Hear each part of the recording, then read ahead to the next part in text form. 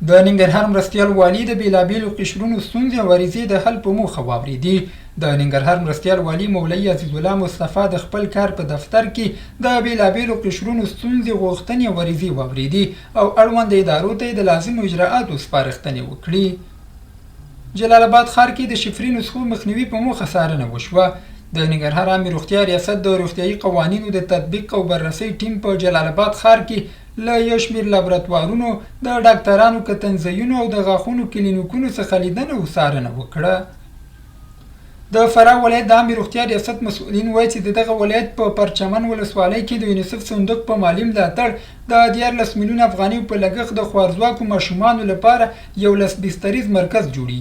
د یاد ولایت د عامې روغتیا رئیس مولوي شیخ میر صدام باختر اطلاعاتي اژانس ته ویلي چې دغه مرکز به 6 خونې، یو دهلیز، د څښاک پاکو اوبو او لمریزې برېښنا سیستم ولري او تمه ده چې د 7 میاشتو په موده کې بشپړ شي. د بغلان ولایت د برېښنا د ستنو جوړولو فابریکه چې د افغانستان د زیربنایي پروژو لپاره یو له مهمو صنعتي مرکزونو څخه ګڼل کیږي، په تیرو 3 کلونو کې په بېلابېلو اندازو کې 11200 د برېښنا ستنې تولید کړي دي.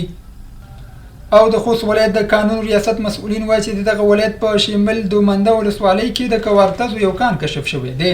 د یاد ولایت د قانون رئیس مولوي صادق جان حمزه باختر اطلاعاتي اژانس ته ویلي چې دا کان د دغه ریاست د انجینرۍ ټیم له لوري کشف شوی چې د رګونو پراخوالی او د منرال شفافیت ته په کتو یو بډایه کان بلل شوی دی.